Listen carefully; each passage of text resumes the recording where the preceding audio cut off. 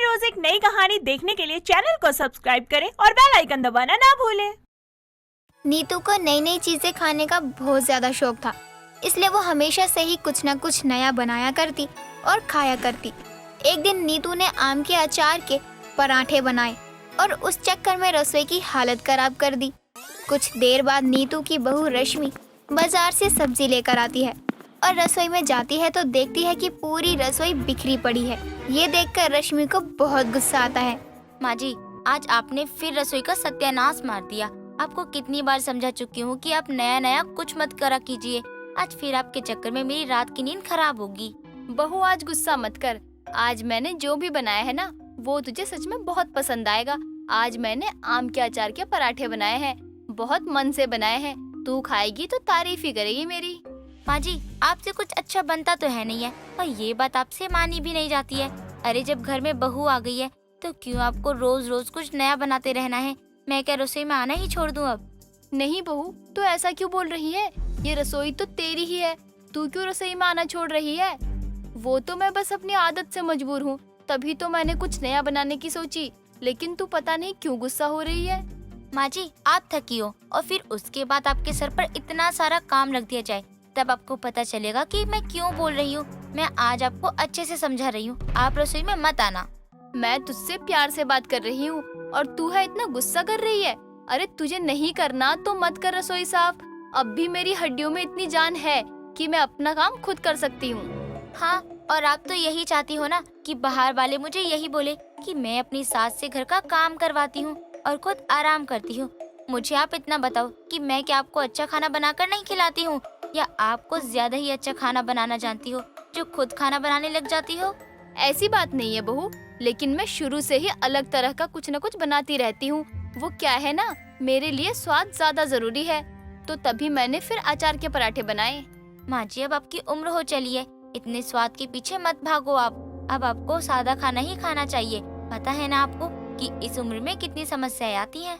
बहू, तुझे अगर मुझे ऐसे बार बार सुनाना है तो मेरी भी सुन ले। मैं तेरी सास हूँ, ना कि तू मेरी सास जो जब मन आए कुछ भी सुनाती रहे। प्यार से रहेगी तो ही तुझे प्यार मिलेगा। रश्मि अपनी सास से बहुत ज्यादा परेशान थी, क्योंकि उसकी सास उसकी एक बात तक नहीं सुनती थी। हर वक्त बस अपनी मन की ही करती थी, जो कि बाद में रश्मि पर ही भारी पड़ता था। ऐसे ही कई दिनों तक चलता रहता है। कुछ दिनों बाद नीतू अपनी पड़ोसन जानकी के घर जाती है। क्या बात है जानकी, तेरे घर से तो बहुत अच्छी खुशबू आ रही है। कुछ खास बना रही है क्या? यही बच्चे हैं, बस फोन में पता नहीं क्या क्या देखते रहते हैं और फिर बाद में आकर घर में बनाने लगते हैं। ये तो बहुत अच्छी बात है ना, बच्चे कुछ तो कर रहे हैं।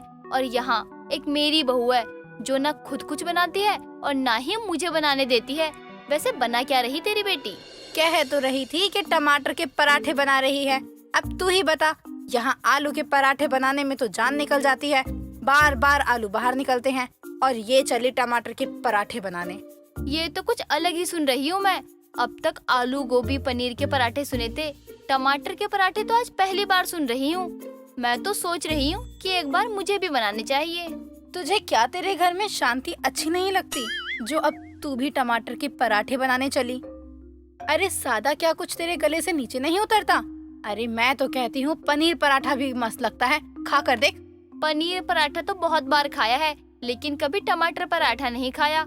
और अब मुझे तो टमाटर पराठा सुनकर ऐसा लग रहा है कि कितना अच्छा होता होगा। मन कर रहा है खाने का। तुझे टमाटर के पराठे ही खाने हैं ना, तो एक काम कर, तू यहीं रुक जा थोड़ी देर। अभी मेरी बेटी टमाटर के पराठे बना कर ला रही है, खुद खा लियो और उसके बाद तुझे पता चल जाएगा कि दोबारा बनाने लायक है ये पराठे या नहीं। मुझे खाने और बनाने दोनों में ही मजा आता है। मैं चलती हूँ अपने घर टमाटर के पराठे खाने। जानकी के घर टमाटर पराठा सुनकर नीतू के मुंह में जैसे ही पानी आने लगता है और वो भी अपने घर जाकर टमाटर का पराठा बनाने लगती है। लेकिन नीतू जैसे ही फ्रिज खोलती है तो उसमें एक भी टमाटर नहीं होता। ये देखकर नीतू अपनी बहू को बुलाने लगती है और रश्मि के साथ उसका पति वैभव भी वहाँ आ जाता है। क्या हुआ माँ, आप इतनी जोर जोर से आवाज क्यों लगा रही हो? सब ठीक तो है ना?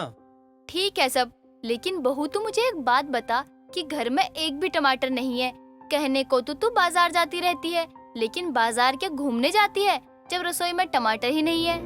माँ जी शायद आपके दिमाग से निकल गया हो, इसलिए दोबारा याद दिला रही हूँ कि आपको ही आज सुबह टमाटर की चटनी बनाकर सारे टमाटर खत्म कर दिए और अब बाजार तो शाम को ही जाऊंगी ना। क्यों, शाम को क्या जाना बाजार? यही नुक्कड़ पर एक सब्जी वाला बैठता है, वहाँ से ले आ टमाटर। माँ, आपको क्या हो गया है? जब रश्मि बोल रही है कि वो शाम को बाजार से सब्जी ले आएगी, तो आप क्यों इतनी जिद कर रही हो? मुझे कुछ नहीं पता बहू, तू जा, अभी जाकर बाजार से टमाटर लेकर आ। माँ जी सच बताओ, आपको फिर कुछ नया बनाना है ना टमाटर से? तभी आप मुझसे बार बार जिद कर रही हो कि आपको टमाटर चाहिए ना माँ जी, यही बात है ना? हाँ यही बात है, सुन लिया ना तूने, अब जाकर टमाटर ला। अब तो बिल्कुल भी टमाटर नहीं लाने वाली हूँ मैं, ना अभी और ना ही शाम को बाजार से। क्यों बहू, क्यों नहीं लाने तुझे टमाटर? वैसे भी बिना टमाटर के कुछ अच्छा नहीं लगता। माँ जी टमाटर से सब कुछ अच्छा तो लगता है, लेकिन टमाटर लाते ही ना हमारी रसोई बिल्कुल भी अच्छी नहीं लगने वाली है। आप रसोई का बुरा हाल बना देती हो। नहीं, मुझे ये बिल्कुल भी पसंद नहीं है। रश्मि, तुम ये क्या बोल रही हो? अरे माँ का कुछ बनाने का मन है तो बनाने दो ना, किसी को ऐसे टोकना अच्छी बात नहीं होती है। जाओ, यहीं पास से टमाटर लेकर आओ। वैभव जी, बात ये नहीं है कि मुझे माँ जी के कुछ बनाने से परेशानी है, बात तो ये है कि माँ जी कुछ बनाने लग जाती है ना तो पूरी रसोई खराब कर देती है, फिर मेरा काम बढ़ जाता है। अच्छा ठीक है, तुम चिंता मत करो। माँ जो बोल रही है ना, तुम वो करो। रसोई को साफ करने में मैं तुम्हारी मदद कर दूंगा, तब तो तुम्हें कोई परेशानी नहीं होगी ना। वैभव की बात सुनकर रश्मि टमाटर लाने के लिए मान जाती है और उसके बाद नीतू भी अपना टमाटर का पराठा बनाने में लग जाती है। कुछ देर बाद जब नीतू का टमाटर का पराठा बन जाता है तो वो बहुत ज्यादा अच्छा बनता है और उसे बनाते हुए रश्मि की रसोई भी ज्यादा गंदी नहीं होती। कुछ देर बाद जब रश्मि और वैभव रसोई में आते हैं और रसोई साफ देखते हैं तो कहते हैं, रश्मि, तुम तो कह रही थी कि माँ खाना बनाते हुए रसोई गंदी कर देती है, लेकिन अब तो बिल्कुल साफ दिख रही है रसोई। लगता तो मुझे भी यही है कि माँ जी रसोई को पूरा गंदा कर देंगी, लेकिन यहाँ तो पूरी रसोई चमक रही है। माँ जी ऐसा क्या बना दिया आपने? आज मैंने टमाटर के पराठे बनाए हैं जो सच में बहुत ही लाजवाब है। बहू अब तो खुशी हो जाएगी क्योंकि मुझे टमाटर के पराठे बहुत पसंद आए हैं और इसे बनाने से ज्यादा रसोई गंदी भी नहीं होती। चलो, मुझे भी छुट्टी मिल गई क्योंकि मेरी टमाटर की पराठे खाने वाली सास जो सुधर गई।